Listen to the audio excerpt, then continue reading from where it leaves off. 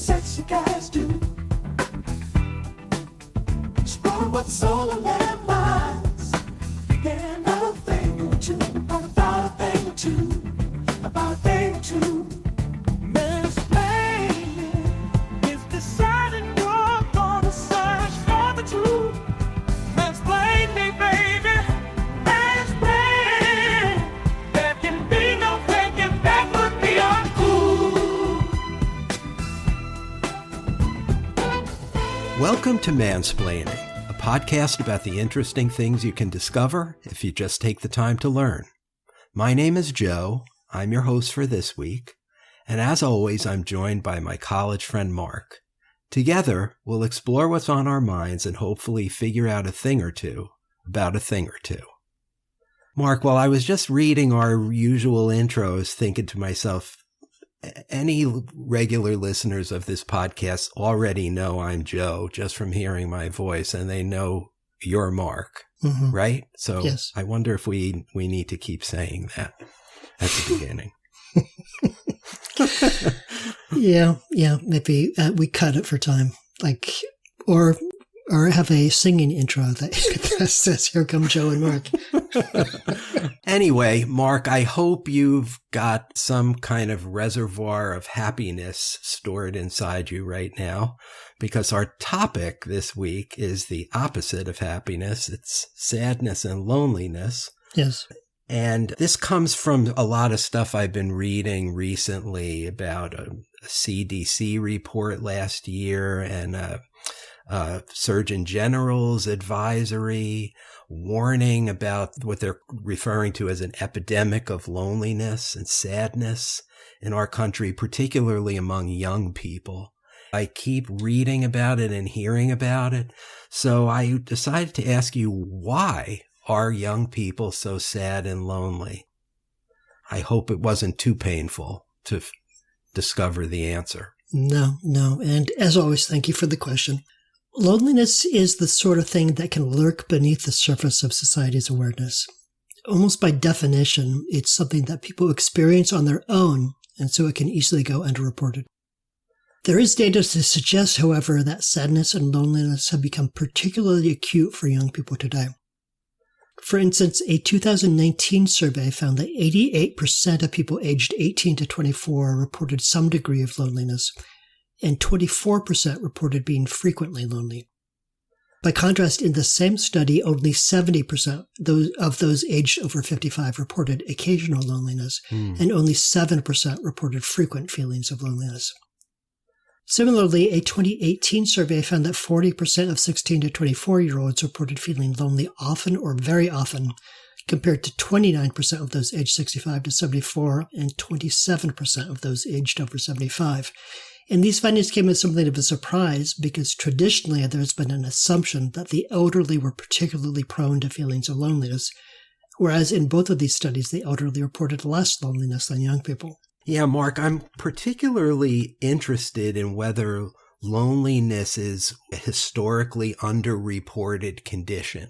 You know, like I think of rape.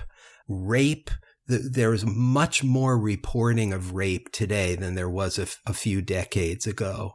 And the reason isn't, as far as I can glean, it isn't because there are more rapes taking place. It's because people feel more comfortable reporting rape, and there's more mechanisms for doing it. We live in a more enlightened society in sex relations. So I wonder if there's an analog here for loneliness. Is it something people were ashamed to talk about, and now they're talking about it, and that's why the numbers are going up? Do you know? Well, of course, it's always hard to quantify something that wasn't reported. You know, you're quantifying the lack of something, but there is an indication of that, and we will be coming around to that later, that yes, particularly within one segment of society that we'll talk about later, loneliness has almost certainly been underreported over time. Okay. The consequence of loneliness can be serious. First off, there's a complicated and bidirectional relationship between loneliness on the one hand and depression and social anxiety on the other. That is to say, loneliness can leave you feeling depressed, and feeling depressed can lead you to feel uncomfortable around others and encourage you to withdraw from social contacts, exacerbating your feelings of loneliness and making you feel even more depressed. It's a cyclical relationship, and breaking out of that cycle can be very difficult. Depression also can lead to feelings of hopelessness, which makes it all the more difficult to make changes for the better. This being the case, it's not surprising that studies have linked loneliness to suicidal thoughts and behaviors. And even those who do not contemplate suicide may still experience heightened health risks as a consequence of loneliness. Yes. Research suggests that there's a strong link between loneliness and an elevated risk of premature mortality, even on the same level as the consequences of smoking, obesity, and physical inactivity. Yes, in prepping for this meeting, I read something that astonished me, the Surgeon General's summary of his advisory, where he equated the risk of premature death from loneliness and isolation to smoking 15 cigarettes a day. And I thought to myself, oh my goodness, that's a serious health risk. I know, it's astonishing. There are many different factors that can contribute to loneliness in young people, and it's important to emphasize that they overlap with and can reinforce one another, producing a complicated causative chain for any one lonely individual. First off, longitudinal studies have shown a strong correlation between youth loneliness and loneliness as a teenager. So if you're thinking that a lonely child will simply grow out of it, that's often not the case. And second, there are certain unavoidable features of a young person's life that can contribute to feelings of loneliness. When you're a teenager, you're in a period of transition and just starting to figure out who you are. In some, that can also generate feelings of loneliness and isolation. You might have changed schools recently and be struggling to make friends in this new environment. Again, a challenging scenario. And then there are socioeconomic factors. Studies have shown a link between loneliness and lower income, disability, economic hardship, living in deprived neighborhoods, and being a migrant within your community. Young people who experience marginalization or discrimination based on their race, ethnicity, sexual orientation, gender identity, or other factors may be more susceptible to loneliness.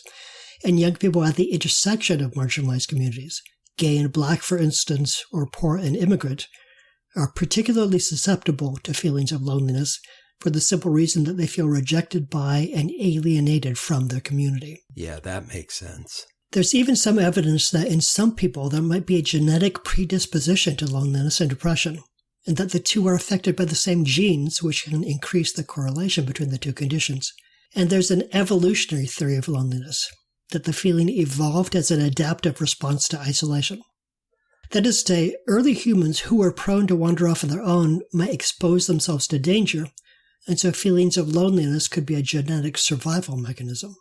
One study suggests that genetic factors may account for 38 to 40% of the variation of loneliness within a population. Wow, I wondered about that because I wonder whether humans evolved to prioritize community so they could survive the ancestral environment, right? Yeah. It's easier to ward off the saber-toothed tiger attack if you're in a community. Right. And it sounds like that research bears out that hypothesis. Yeah, humans are social animals, and so we have genetic predispositions to cluster with others and to experience the lack of community as something that's wrong or missing. Yeah. So to some degree, loneliness is hard-coded in us. Right. And you kind of have to wonder, I mean, none of us were around to see how cavemen lived, right? But you have to wonder whether there was such a thing as loneliness. You know? I don't think humans cast their elder males out of the community the way lions do, you know? So it's possible that humans have never experienced loneliness until quite recently in geological time. Yeah, it's an interesting thought that maybe one day we woke up to a feeling of loneliness that had never been there before. Even so, it's important to bear in mind that genes do not operate on their own. There may be one or more genes that create vulnerability to loneliness, but environmental factors are significantly more important, while individual experiences and other variables play crucial roles. And that brings us to social media, one of those individual experiences. I think there are a lot of people out there who would like to say that social media, Facebook, Instagram, and TikTok, to name three, are the sole or primary cause of youth loneliness. Social media are certainly a contributing factor, but the reality is more complex and nuanced than that. And a lot gets down to how you use social media and how often you use it. On the one hand, the research shows that social media can provide a sense of connection and validation, particularly for those who are geographically isolated or otherwise have limited social opportunities. These channels can facilitate staying in touch with friends and family, and this use of social media to maintain existing relationships is actually negatively correlated with loneliness in the studies. There are other uses of social media, though, that can contribute to loneliness. If, for instance, you open Instagram primarily to escape negative emotions, that activity is correlated with loneliness. And what you see there can make you feel even more disconnected than before. It's been frequently observed that people who don't share their full lives on social media, the version of your life that's posted to Instagram, is likely to include only the best, most curated, most photogenic moments that you experience. Yes. And seeing other people's apparently perfect lives can make you feel worse about your own. They say that comparison is the thief of joy, and Instagram is a great place to compare yourself unfavorably to others. Young people are particularly susceptible to this, since the teen years are when our sense of self is not yet fully formed, and we're especially likely to compare ourselves to others. And if you go online and see people having fun with their friends, that can make you feel the absence of friends in your own life. If you're a heavy user of social media, that could even begin to take the place of actual face-to-face interaction and then contribute to loneliness. In sum, if you use social media to feel less lonely, there's a good chance it will make you feel more lonely. All in all, though, some researchers prefer to describe problematic use of social media as a symptom of loneliness rather than solely a cause. And it's interesting that loneliness tends to be experienced differently in young men and young women. Young women, as a rule, form fewer, closer relationships than young men, which means they may experience more acute loneliness since the disruption of a single relationship can have a larger effect on their overall well-being. In young men, meanwhile, loneliness is often linked to social anxiety as a consequence of the societal expectations that we place on boys within Western society. Boys and men are supposed to be strong, brave, and confident. We are often actively discouraged from admitting vulnerability or seeking emotional support. If you're a young man feeling deficient in these supposedly manly qualities, that can make you feel lesser than and disconnected from other boys who appear to be doing better, which is how cultural expectations can transmute loneliness into social anxiety. It's also how school shooters are made. Yeah, good point. And for similar reasons, young women are considerably more likely to report feelings of loneliness than young men because society is less likely to discourage them from doing so, bringing back around to that point that you made earlier. Yeah. The data says that loneliness is more often linked with depression in young women than in young men, but a depressed man who never seeks help is likely to go undiagnosed, so this statistic may be misleading. So those are the facts around loneliness. Is there anything that we can do about it? The first tip is to engage early. Loneliness can become chronic and have long-term consequences. So if you know of a lonely child, you don't want to let that situation simmer before you take action. The signs you should be looking for are changes in sleep, appetite, energy levels, and concentration, expressions of sadness, hopelessness, or worthlessness, increased anxiety and worry, self-critical statements such as "nobody likes me," heightened fear of rejection, reluctance to try new things or meet new people, and reliance on things like comfort foods to deal with negative emotions. Definitely take a look at how this individual is using social media, and remember that not all use is bad, but excessive use or the use of social media to avoid negative feelings are things that should be addressed. Where behavior is problematic, therapy is a good option, particularly cognitive behavioral therapy or CBT. CBT helps to reframe negative thoughts. It encourages individuals to challenge and reframe the unhelpful thoughts they have about themselves and others. It gives them experience in taking thoughts such as "no one likes me" and "no one wants to spend time with me," and reframe them within a more balanced and realistic perspective. It also helps if a person experiencing loneliness engages in activities that enhance their self-esteem, self-compassion, and sense of purpose. Something meaningful like charity or volunteer work can give them a sense that they are worthwhile, even as it gives them a chance to connect with others. In the case of young men, it can help to challenge those harmful masculinity norms that are inducing anxiety and holding them back from seeking support. Studies suggest, though, that the most effective interventions don't come from adults. They come from peers. Helping young people connect with others who share the same experiences and challenges can foster a sense of belonging and reduce feelings of isolation. At a broader level, we have some very unhelpful social stigmas connected with loneliness specifically and mental health in general. Explicitly or implicitly, society tends to tell lonely people that they are at fault for their own sense of isolation. Yes. Personally, I was a pretty lonely kid growing up, and I can tell you that on the few occasions I did speak with someone about how I was feeling, I was told to make friends, as if I was lonely by choice or out of laziness. Not surprisingly, being told in effect to snap out of it did not make my loneliness go away. Depression and other mental health issues, meanwhile, are often equated with weakness, especially in men. So anything we can do to destigmatize loneliness, promote help-seeking behaviors, and create a culture of support around mental health issues could literally save lives. The sources agree, however, that none of these interventions are likely to work unless young people have a role in shaping them.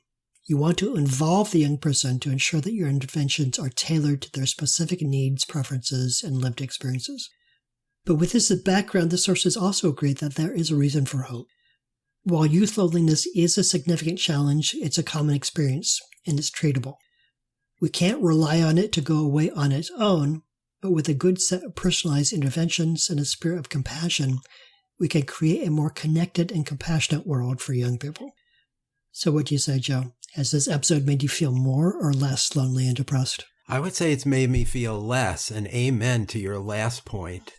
You know, I almost interjected a minute ago when you were talking about yourself. I sense that you might have been a lonely person when I first met you, when we were still teenagers. Yeah. But you had such a rich and interesting life inside your own head, you know, that I wanted to get to know you better. And so, you know, maybe kind of unlock some of that. And that's something that we need to do for each other, you know? Right. I know in my experience, going away to college and staying at the dorm, who knows, maybe it saved my life because it did give me that feeling of community and connection that I didn't really have in high school. And so it provided sort of a remedy, some validation that people did like me, that people did find me interesting, and that came at an important point in my life. Yes. And it was kind of accidental because I was so close to going to the state school in my hometown where I would have lived at home and would not have been in the dorm and would not have had that. And who knows what might have happened if that was the case. So I got lucky with that. And we really don't want to just hope that other lonely people get lucky the way I got lucky. Exactly. Just what I was thinking. Yeah, I mean, to depersonalize this, we hope that everybody has the experience you had of being lucky enough to be in a position where you can be drawn into a community as you were at college. And this is why I mentioned Snidely school shooters a few minutes ago, but this is why my heart bleeds for the school shooter too, not just all the people he's killed, because I just think, oh my goodness, what a lonely person, an isolated person that must be. And if anybody had reached out, it could have been a completely different story, because inevitably that's an alienated, isolated person who would have benefited from being drawn into community, like I was just saying. Right. With minds like steel tracks, more than joy here to discern. The interesting things you can discover if you just take the time to learn.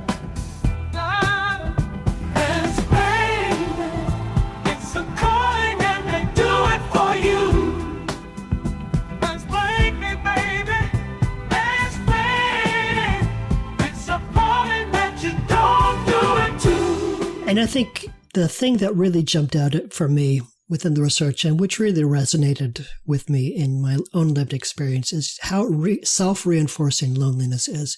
That it kicks off this inner monologue that tells you you're alone for a reason, It's because nobody likes you. It's because you're unlikable. Yeah. Therefore, you should withdraw from people so as not to be rejected by them, which makes you feel more lonely, which makes you feel more damaged, which makes you feel more unworthy of love. And so it's this on and on and on heightening of the experience where, yes, I could see where many people would just reach a point of desperation. And for some, the end point of that desperation is sadness. For others, the end point of the desperation is anger, unfortunately. And they end up lashing out at other people. Right. And none of it is necessary. That's the real tragedy. Yes. None of it is necessary because it's just people wanting community. And it feels like community is literally a human right because, as we discussed earlier, it is hard-coded within the genetics of the human population. Yeah, I want to make a couple points about the root causes of loneliness. You know, since I gave you this question, there was a New York Times Magazine cover story about why loneliness is so hard to cure. So this topic is certainly in the news today. And that article had an interesting definition of loneliness they claimed was the one that researchers use. And I'm going to quote it. A discrepancy between one's desired and achieved levels of social relations. Yeah. I thought that was an interesting definition. And here's how it ties into what you said. The word desired, a discrepancy between one's desired and achieved levels of social relations. I think the key word there is desired, because I believe, as you pointed out with what you said about social media, everybody looking at each other's Instagram feeds or their lives on Facebook sets up this false sense of expectation about what a good life is, what a happy life is. Yeah. Since, as we all know, and I think you just said, the things you put on Facebook and Instagram are the happiest, carefully curated tiny subset of your happiest moments, so all these adrift, isolated, alienated kids are looking at Facebook feeds and having this completely unrealistic sense of what it is to be happy. Well, what's your reaction to that? Yeah, I think this show, and that formulation, as you were saying it, reminded me of something that St. Augustine said 2,000 years ago, which is that happiness is already having what we want. And I do think it's true that that's one of the ways in which social media is problematic because of the curation aspect of it. And I'm guilty of that too. I don't take random photos of my life and post them to social media. I only post my best pictures. I post the things that are most beautiful or evocative. And if you judged me solely by my Instagram feed, you would think, wow, Mark lives in such a beautiful place. And yeah, sometimes right. There's beauty here. And sometimes, like yesterday, I'm eating lunch and there's a garbage truck parked a block away. And it's just kind of awful, but we don't share the awful moments. And so from afar, you don't see that. Yes. And it occurs to me that, it's the same scenario at any point where we experience envy. Like maybe you're sitting in a restaurant and you look across the room and there's a couple there and they're beautiful and they appear to be in love and you think, oh man, their life must be perfect. Or maybe you're in the airport and you see someone boarding first class to Hawaii and you think, oh man, their life must be perfect. If you knew those people well, you would know that they're struggling with things too, because everybody struggles with something. But you don't hear about the struggle until you know them well. And lonely people don't hear about the struggle of anybody because they're not close to anybody. Right. And that ties into the children who have much less life experience. They don't understand what you just articulated, that this is just a little subset of a person's life and it isn't the whole of their lives. And so it isn't real. It isn't truly authentic. But young people don't understand that. They haven't lived long enough to understand that. So it could be just an incredible blow to them to see how apparently happy everybody around them is. Yeah. Yeah, and I think popular culture outside of social media has a role to play in that. I've often wondered about the impact of pop music and romantic comedies on people's expectations around romance. Yeah. Where love is perfect and you're meant to be together and you will be together because your love is perfect and nothing can ever go wrong. And yet nobody's really going to experience that with an actual relationship. But if you're young, you feel like that's what you should get. Right. And if you don't get that, then maybe you think that something's wrong with you, that you don't deserve that perfect love that you hear about in the top 40 song or that you see in the romantic comedy. Right. And so, yeah, we create this highly curated image of experience, sell it as a product, and then set an expectation that cannot be achieved by anybody. And then people internalize the disappointment.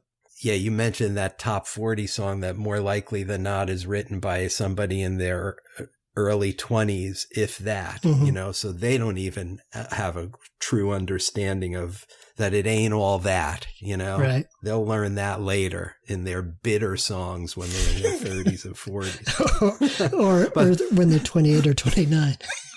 Yeah. There's something else I want to say about root causes before we leave that. So you mentioned social media, and my sense was you did it to kind of dispel the notion that it's the sole cause of everybody's problems. Yeah. Fair enough. I agree with that.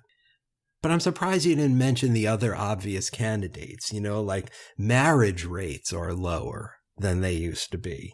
Church attendance is lower than it used to be. Yeah. I'm thinking of our sports episode where we said that maybe this sports stadium is the new cathedral for collective effervescence, as you put it, Yeah. And then of course there's the COVID pandemic too.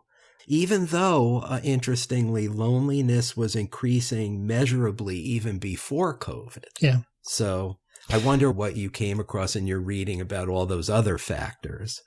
Are they too obvious?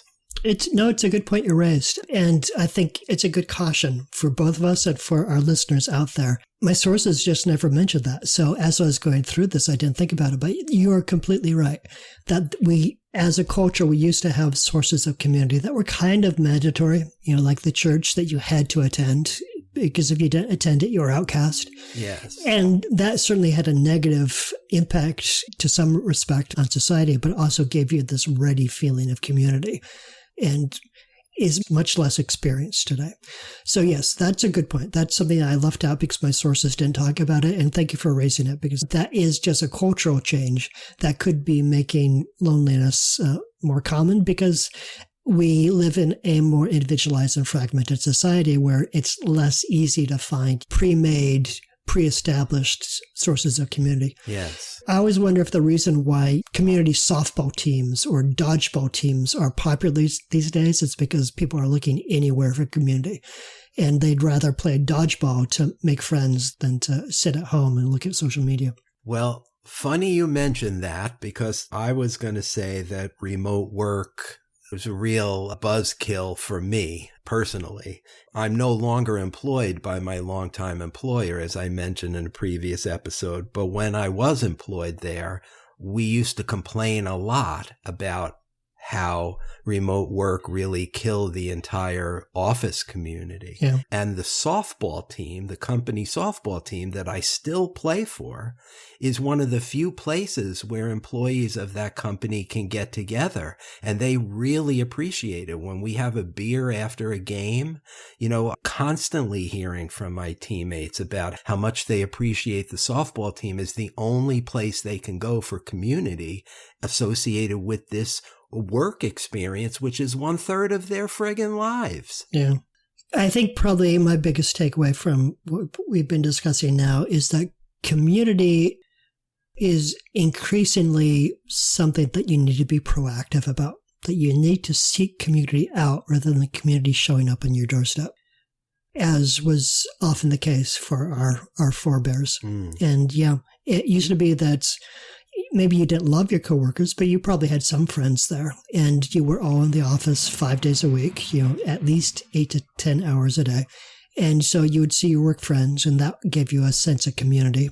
And in your case, you have extras like a softball team, and that's going away. And I experienced this firsthand. My most recent employer was 100% remote. So I saw them in person one time in the space of 18 months. I loved that I didn't have to make a commute every day, that I could just walk to the next room to go to my office. And so there are benefits, but the downside is that I needed to find other places for social contact. And, this summer it's been pickleball for me. I'm one of those guys who started playing pickleball.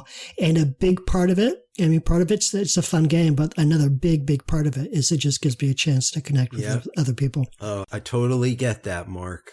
There's one last thing I want to mention, and that is this New York Times Magazine piece that I referenced a few minutes ago.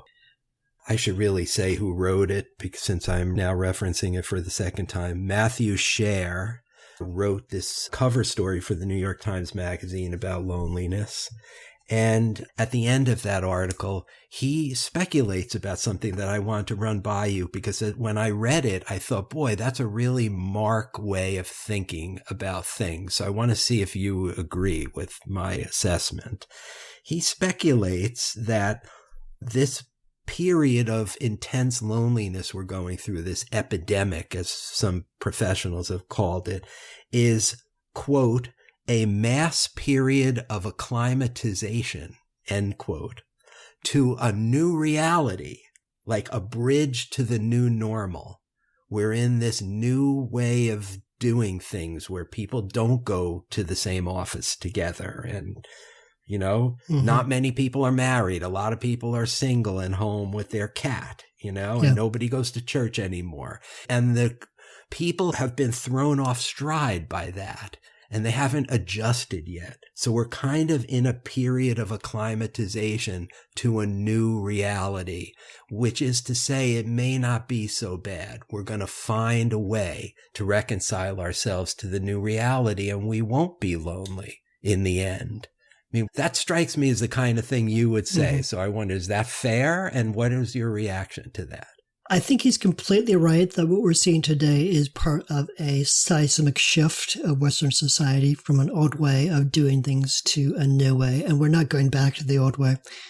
We had the episode on return to office. Yes. And all the current trends are that at most, the majority of workers will be in the office 3 days a week. Yeah. And that more businesses are going remote rather than less. So the old downtown culture is probably gone for good, and something new and different is going to come out of that with its own strengths and weaknesses. So I think he's correct that we're right now kind of experiencing the absence of what we're all used to, what we grew up with and what we took for granted. And the struggle is looking for the new thing that meets the needs that are no longer being met by the old thing that has gone away. And he has an optimistic frame that I appreciate, that we will figure it out. We'll find new things that scratch that itch, and that we won't permanently feel lonely. And I tend to think that he's right. Because, like they say, loneliness is bad for your health. So when people are confronted by something that challenges their well-being, they tend to find solutions to it. So we will figure it out. Either we'll all be playing softball, or there will be something else that rises up to take the place of the old institutional, delivered to your doorstep feeling of community that's no longer accessible. Yeah, that sounds right to me. And I'm an optimist too. So maybe I should go out and start a softball league tomorrow. That might be a good business move for me. Yeah, I like it. We could have a mansplaining league and run it together. What do you think? Sure. Yeah. You'll handle the East Coast. I'll handle the West Coast. And we'll have a championship game in Chicago. How about that? Okay. Fair enough. Okay. Well, thank you. That was an interesting conversation. And I don't feel as bad about the subject as I did going in. Okay. Good. My work here is done. Yeah. Okay. Are you ready for the question for next time? I am. Yes. Okay, so we ended that episode we just did on an optimistic frame. So now let's transition to a possible upcoming disaster. And that's that every now and then the power goes out. Like 3 or 4 times a year, just suddenly the lights will go out for an hour or so. And it's not a result of a storm or a lightning strike, just something happened. And every single time that happens, it occurs to me, well, maybe this is the time that the Russian hackers have finally taken out our energy grid, because I have read that our energy grid, our water system, is vulnerable to attack. So my question to you, Joe, is how credible and serious is the threat that foreign hackers will mess with our energy or water infrastructure? Wow. Okay. That's dystopian, but yes, it is a subject that is in the news, and you got to wonder. I have a feeling I'm teasing my conclusion already by saying this is the way World War III is going to start, probably, right? Mm-hmm. Yeah. Yeah, it's not going to start with a mushroom cloud. It's going to start with the water not being potable anymore because of some shenanigans. Yeah, and it might start with water, but if it eventually turns nuclear, that will also solve our loneliness problem. So I'll wrap up 2 episodes in one. Ah, wow.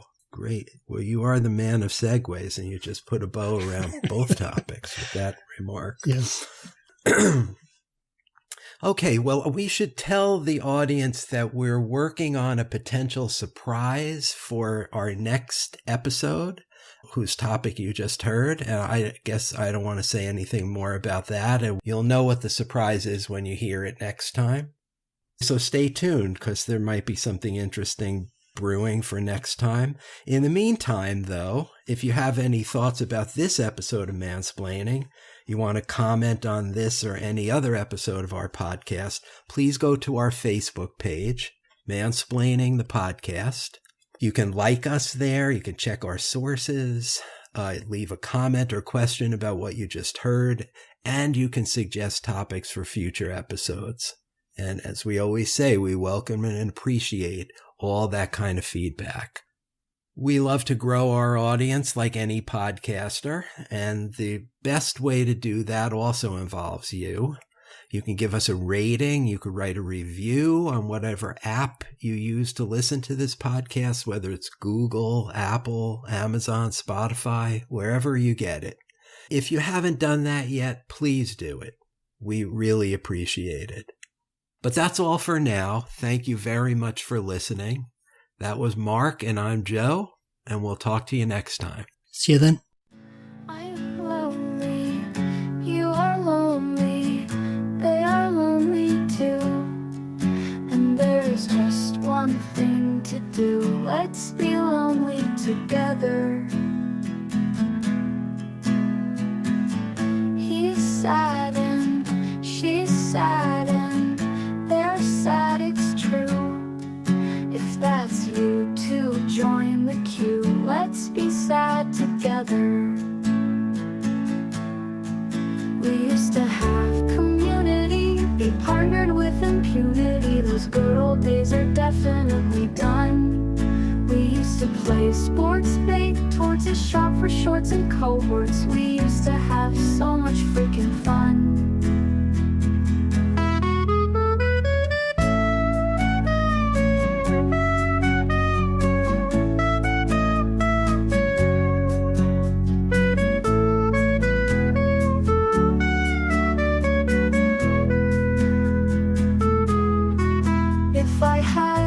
Druthers, we'd meet with others, call our mothers, and reduce the isolation at our core.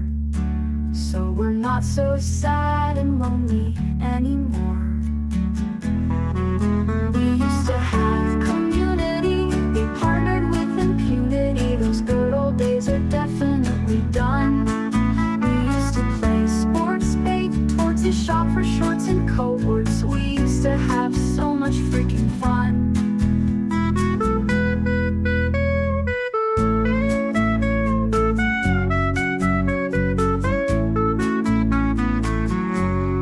If I had my druthers, we'd meet with others, call our mothers, and reduce the isolation at our core. So we're not so sad, lonely anymore.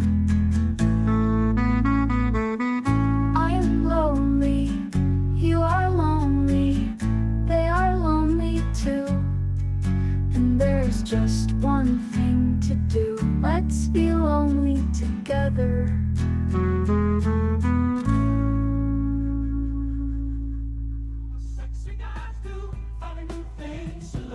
Mansplaining is brought to you by Joe and Mark and nobody else. Music composed and performed by the Mansplaining House Band. Thank you for spending your time with us, and we'll see you next time.